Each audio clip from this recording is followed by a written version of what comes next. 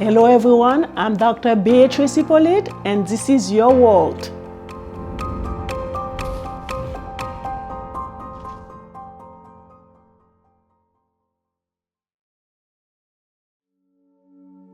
What are the key characteristics of narcissistic personality disorder and how does it differ from healthy self-confidence?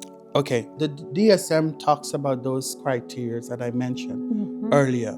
The part that is different from healthy self-confidence has to do with the grandiosity, right? And the lack of empathy.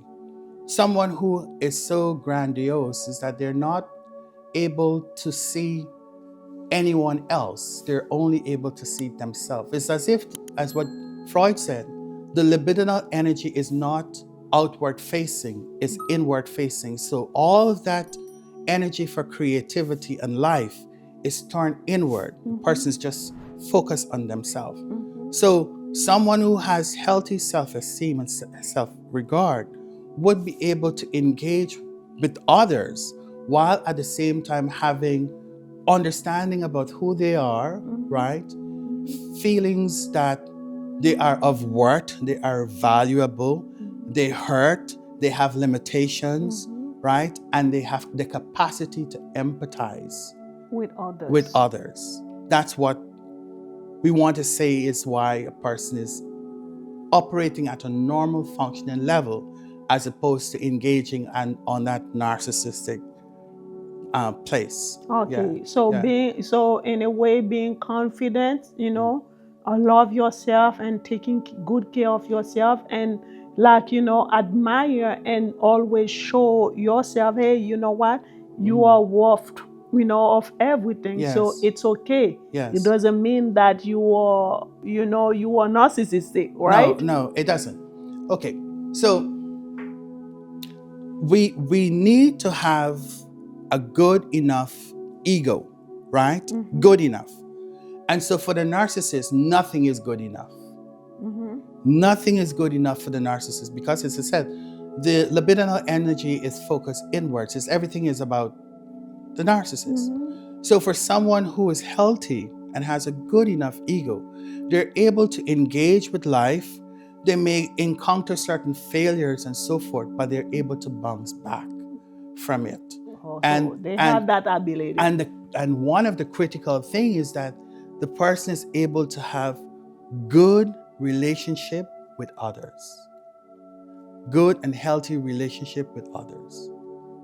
With no Yes. sense of Yes, manipulation. with no sense of manipulation. There's mutuality, there's understanding, there's forgiveness, and there's this way of being that is alignment with life.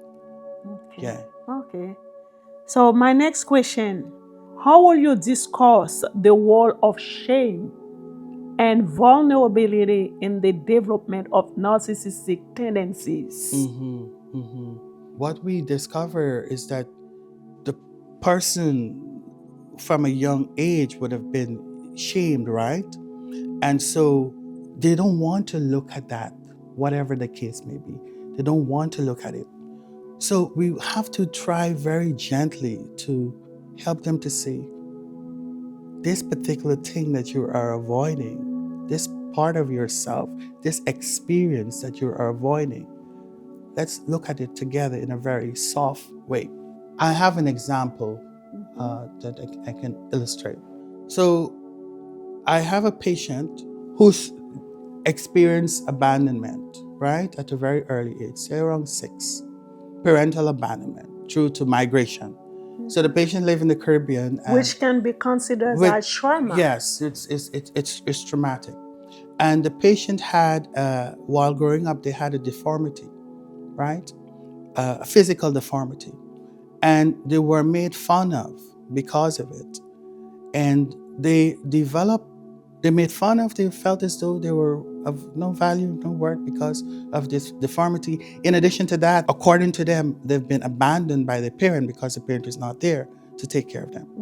And so what happened with this patient is that the patient split off that part of themselves.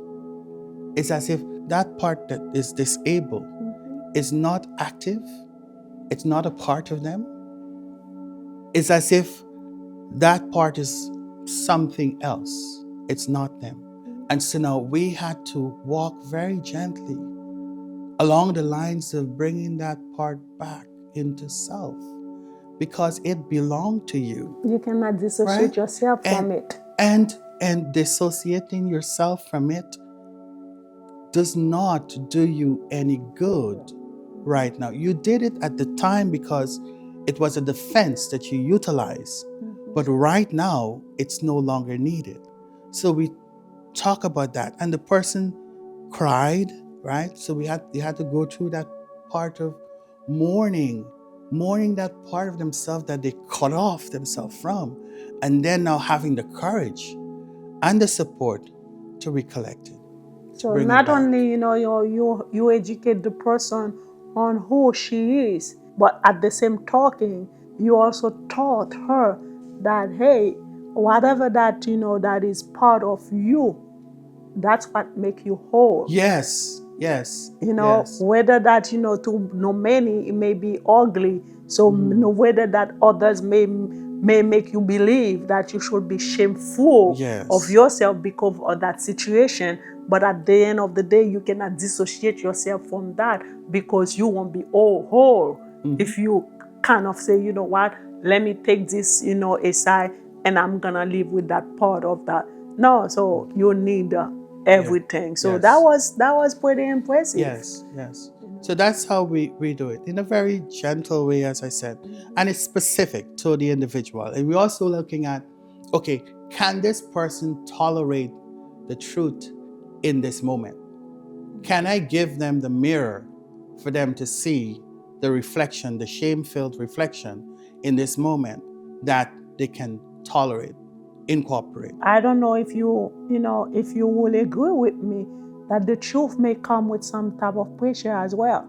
Yes, but you also want to be mindful. Well, for us, we want to be mindful that we don't cause further fragmentation Exactly. in the individual, whereby they're not able to engage in life after the session would have ended. Exactly. So, tact, skill, therapeutic presence, and actually knowing where the patient is at in the moment in time, all of those things very are important, right, to the process.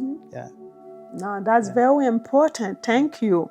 My next question: how can individuals recognize and manage narcissistic behaviors in themselves or others? Okay. So we talk about the confessional component of depth psychology, right? An individual may not fully come out and say, look, I have some narcissistic tendencies and I'm looking to address it in therapy.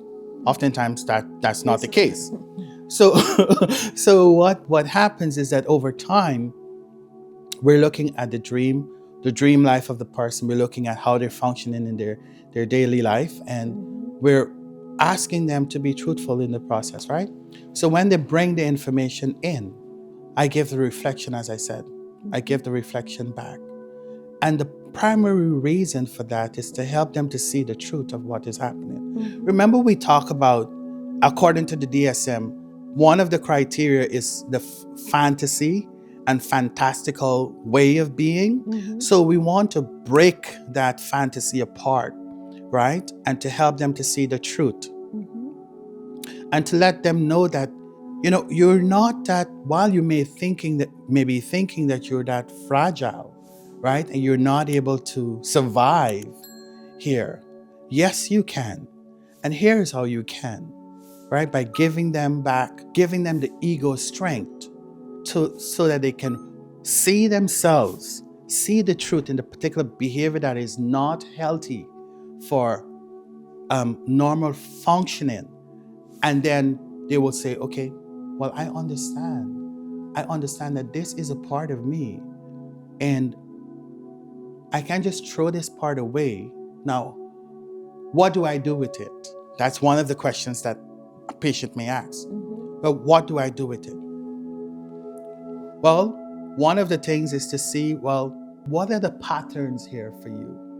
When do you become narcissistically inflated? When? When do you become that way? What activates it for you? And when you get to that point, what happens? So you have to do a little bit more probing with the individual. Yeah?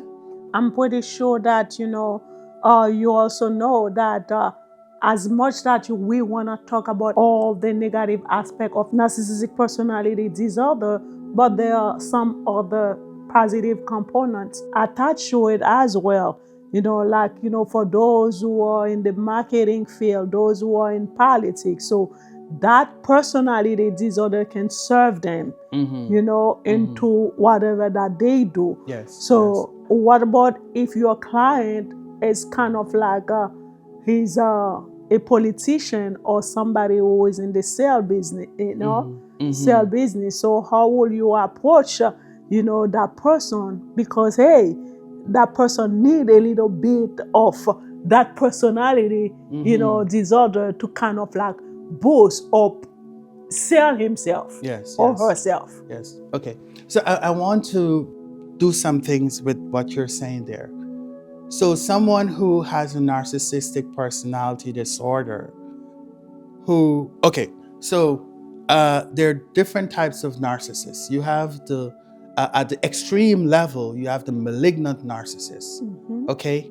And I am not engaging with a malignant narcissist therapeutically. I'm not doing that. Because what we find is that these malignant narcissists are not operating as though they want to have any type of relationship and close connection with anyone. So you have the grandiose narcissist, and you have the vulnerable narcissist, right? Or the covert narcissist. And so the grandiose narcissist is someone who is out there, maybe someone who is in a very high pressure point position, and the work depends on them functioning in such a big, grandiose way. And that's okay, because it has a function. Now, what we want to do with that individual is to help them to see that this job is not who you are. The job is a function. It's a role that you're playing, but this is not the totality of you. So it is as if to say, well, okay, I'm going to put on the clothing of the grandiose personality in this moment for this purpose. And then at the end of it, I take it off and I'm able to relate with other people. To relate, to connect, respect, and care for others, for others. So I know you mentioned politicians and those who working in marketing and so on. I have a few people who work in marketing. They're not narcissistic personalities. They're not that. They're people who have big personalities, or they have grandiosity. And we look at that together to see, well, okay, what is the function? What is the purpose of this?